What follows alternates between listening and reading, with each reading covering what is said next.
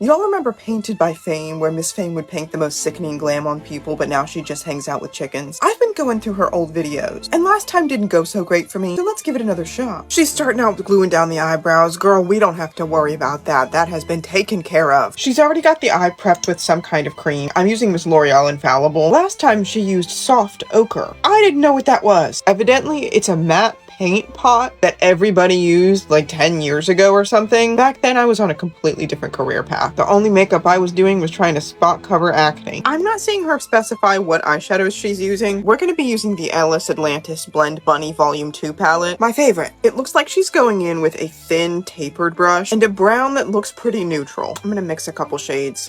And she's making a shape that's sort of similar to a cat eye, like a wing. It skips over the first chunk of her applying eyeshadow, so I'm just trying to mimic the shape. She's going in the socket right here, and then it comes up and out and wings out like this. That's generally the shape. I'm gonna make it darker and do both sides. Now she's going in with some darker browns and building up the shadow in this outer corner. She's moving quick and she's not explaining, but she did say she's going into the black. Great. You know what? Great. She's also like kind of standing in front of the camera. This maybe was not the best video to pick, but it's one of my favorite looks she did. I think she's also taking that black and deepening up this crease. I think she's using a denser, shorter, less tapered brush. I'm gonna use this guy. And if I know Miss Diva, she's using some of those brown shades we used in the beginning to buff out the edges of this black. I usually hold my brushes further out here, a softer hand, but it looks like she holds most of her brushes pretty close to the bristles. And she also places the pinky on the cheek somewhere, which I do if I'm painting somebody else. I don't really do that on me. Oh girl, it just jump cut to a perfect cut crease, covered in glitter. I should have watched this video before we started. This video is edutainment, heavy on the tainment. We're gonna cut the crease, micellar water on my 7071 flat brush. As we discussed last time, I cannot have a glitter shimmer on my eye. I need it to be white in here. Okay, I've gotten to here, I'm not mad yet. I do want to change this brow shape up a little bit. I want to raise the arch just a smidge, maybe tweak the color, I'm not sure yet. That's a little bit better. Let's also pop some bright white highlight under that brow bone. Okay, we're gonna pause here, I'm gonna do my base and come back to finish the eyes. It looks like she's just taking a few of those brown shades and smoking out that bottom lash line. Again, not much detail.